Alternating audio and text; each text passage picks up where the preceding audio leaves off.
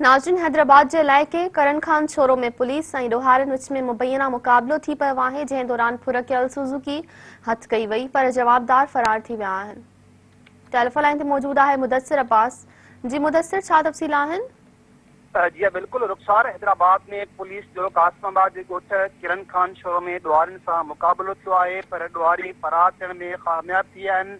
Hyderabad police के तर्जुमान मूजिबि SHO हाली रोड के इतला मिलियो त ॾोहारनि जो गिरोह हिन वक़्तु कासमाबाद जे ॻोठ किरण खान शोरो में मौजूदु आहे, जंहिं ते SHO inspector Zulfiqar Ali Arai, SHO Husainabad, sub inspector Agha Asad Pathan, SHO Shalgari Gulshan Ali Mahar ऐं आरआईएफ एहलकारनि सां गॾिजी गॾियल कार्रवाई कंदे छापो हयो, जंहिं दौरान ॾोहारनि पुलिस खे ॾिसण ई मथनि डंडनि पत्थरनि ऐं हथियारनि सां हमलो करे ॾिनो। हमले जे नतीजे में पुलिस जी गाॾियुनि खे नुक़सान पिणु पहुतो आहे। पुलिस जवाबी कार्रवाई कंदे हाली रोड थाणे जे तमामु फुरकियल हिकु सुज़ुकी बरामद कई आहे, जॾहिं त धाड़ियल अहमद नाले जो, तालिब नाले जो, अरशद नाले जो हाजी गिरोही मोहम्मद शफ़ी ॻाल्हि के नामालूम धाड़ियल आहे, उहो मौक़े खां फरार थियण में कामयाब थी विया आहिनि।